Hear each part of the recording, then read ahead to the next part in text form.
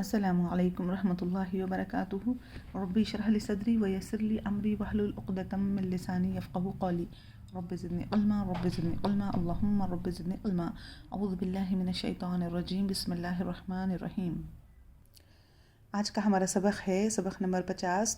دوران تلاوت رکنے اور شروع کرنے کے قاعدے. یعنی کہ جب ہم تلاوت کرتے ہیں قرآن میں اس وقت ہم جب رکتے ہیں اور جب ہم آیت کو پھر سے شروع کرتے ہیں تو کس طرح سے رکنا ہے اور کس طرح سے آیت کو پھر سے سٹارٹ کرنا ہے.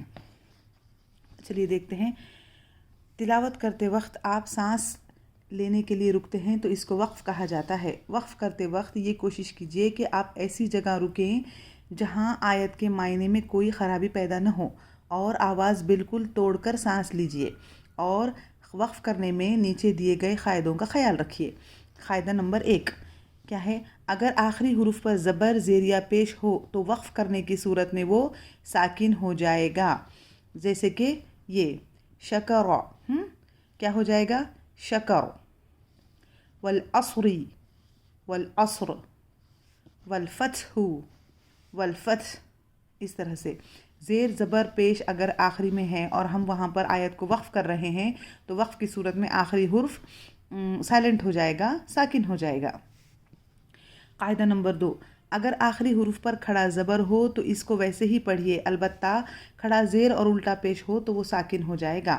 اگر کھڑا زبر ہے اور ہم وقف کر رہے ہیں تو اس کو کھڑا زبر ہی پڑھنا ہے، لیکن اگر کھڑی زیر اور الٹا پیش ہے تو ہم کو اس کو ساکن کرنا ہے. اس کے ایگزامپلس دیکھ لیتے ہیں. طٰہٰ، وقف کی صورت میں پڑھیں گے طٰہٰ. اسی طرح سے مأویٰ، مأویٰ، دونوں پر بھی کھڑا زبر ہے اور ہم وقف کی صورت میں بھی اس کو کھڑا زبر ہی پڑھیں گے. لیکن اگر الٹا کھڑی زیر اور الٹا پیش آتا ہے تو یہاں پر ہم کو ساکن کرنا ہے جب ہم وقف کر رہے ہیں. ربہ، ربہ. اس طرح سے بہ، بہ. ربہ، ربہ. لہو، لہ.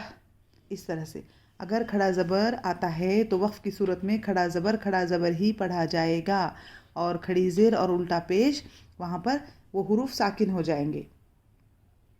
تیسرا قاعدہ ہے ہمارا، اگر آخری حرف یا اس سے پہلے والے حروف پر 2 زبر ہوں تو ایک زبر کے ساتھ الف مد کی مقدار میں پڑھا جائے گا، اور اگر 2 پیش یا 2 زیر ہوں تو وہ ساکن ہو جائے گا. 2 زبر کی اگر تنوین آ رہی ہے تو وہ زبر کی تنوین وہاں پر گر جائے گی اور ایک الف مد ہو جائے گا.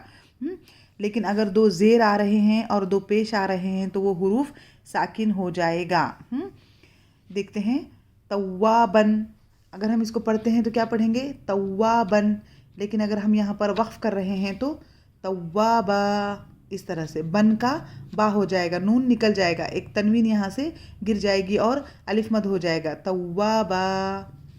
ماءً، ماء. اس طرح سے ہدن. 2 زبر کی تنوین اگر ہے اور آخری میں یا اگر آ رہا ہے اس کے ساتھ تو وہ ہو جائے گا کھڑا زبر. کیونکہ یہاں پر ہم یہ یا ہے تو یہاں پر الف تو نہیں آئے گا، ہے نا.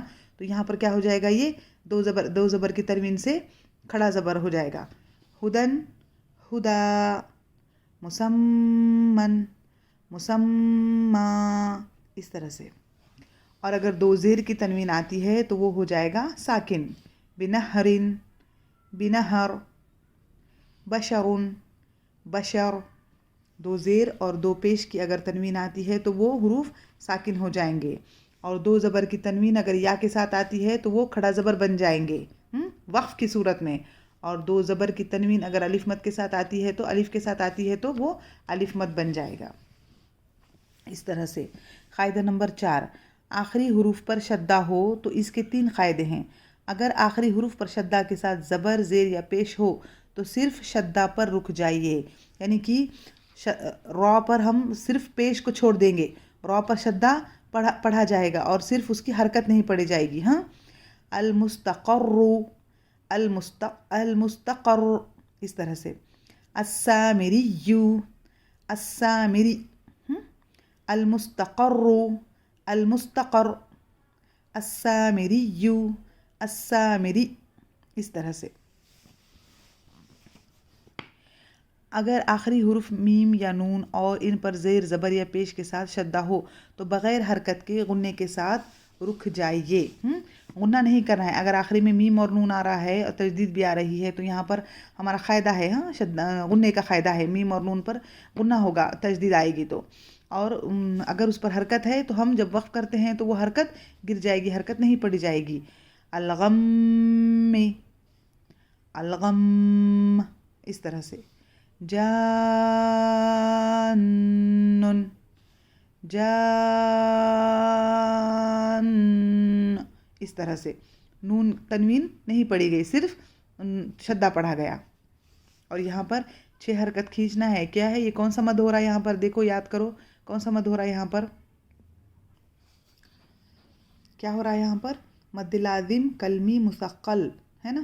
ایک ہی کلمی میں الف مد کے بعد تجدید آیا ہے تو مد لازم کلمی مثقل ہو رہا ہے یہاں پر.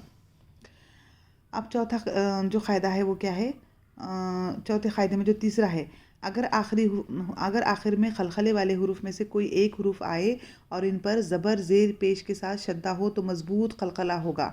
یہ جو ہم نے خلخلے کی 3 قسمیں پڑھے ہیں, خلخلے صغرا, خلخلے کبرا, اور جو ہماری تیسری قسم تھی خلخلے اکبر, یہ ہے وہ خلخلے اکبر. بالحق, بالحق اس طرح سے. قلقلہ کیسا ہوگا؟ بہت زبردست, بہت مضبوط قلقلہ ہوگا. یہ وقف کرنے کی ایک صورت ہے اور یہ قلقلے اکبر بھی ہے. قلقلے اکبر کی بھی ایک مثال ہے وقف کی صورت میں اگر شدہ آئے تو. خلخلے صغرا کیا ہے؟ اگر خلخلے والا حروف الفاظ کے بیچ میں آئے تو خلخلے صغرا ہوگا, اور خلخلے والا حروف الفاظ کے آخر میں آئے تو خلخلے کبرا ہوگا. لیکن اگر خلخلے والا حروف الفاظ کے آخر میں آئے اور اس کے اوپر شدہ ہو اور وقف کرنا ہے تو پھر وہاں پر خلخلے اکبر ہوگا. بالحق, بالحق, فی الحج, فی الحج, تب, تب اس طرح سے. اگر آخری حرف ساکن ہو تو اس کو ویسا ہی پڑھیے. اعمالہم, اعمالہم, حسابیہ, حسابیہ. ساکن ہے تو اس کو ہم کو وقف کی صورت میں ساکن ہی کرنا ہے. تو اس طرح سے ہم کو اگر وقف کی صورت میں زبر زیر اور پیش اگر ہے تو وقف کی صورت میں زبر زیر اور پیش والے حروف ساکن ہو جائیں گے. اگر کھڑا زبر ہے تو وقف کی صورت میں کھڑا زبر ہی پڑھا جائے گا, جبکہ کھڑا زیر اور الٹا پیش ساکن ہو جائیں گے. وقف کی صورت میں 2 زبر کی تنوین اگر آتی ہے تو وہ الف مد بن جائے گی. 2 زبر کی تنوین الف کے ساتھ آتی ہے تو الف مد بن جائے گی, اور 2 زبر کی تنوین اگر یا کے ساتھ آتی ہے تو وہ کھڑا زبر بن جائے گا. 2 زیر کی تنوین وقف ہو جائے گی, 2 پیش کی تنوین بھی وہاں پر وقف ہو جائے گی. اگر وقف کی صورت میں آخری حرف پر شدہ ہو تو وقف کی صورت میں آخری حرف کی حرکت نہیں پڑی جائے گی بلکہ شدہ برقرار رہے گا, شدہ پڑھا جائے گا دونوں بھی صورتوں میں. وقف کی صورت میں اگر آخری حرف پر تجدید ہو, غننے والا حروف ہو, میم اور نون, تو وہاں پر غنہ ہوگا, صرف اس حروف کی حرکت نہیں پڑی جائے گی بلکہ غنہ باقی رہے گا. خلخلے والے حروف اگر آتے ہیں تو وقف کی صورت میں خلخلے والے حروف پر اگر شدہ ہو تو وہاں پر مضبوط خلخلہ ہوگا, خلخلے اکبر ہوگا, اور وہاں پر مضبوط خلخلہ ہوگا. اگر آیت کے آخر میں حروف ساکن ہی ہے, آخری حروف ساکن ہی ہے اور ہم وہاں پر وقف کر رہے ہیں تو وہ حروف ایز اٹ از رہے گا, ساکن ہی پڑھا جائے گا. بارک اللہ لی ولکم, جزاکم اللہ خیر. السلام علیکم رحمۃ اللہ وبرکاتہ.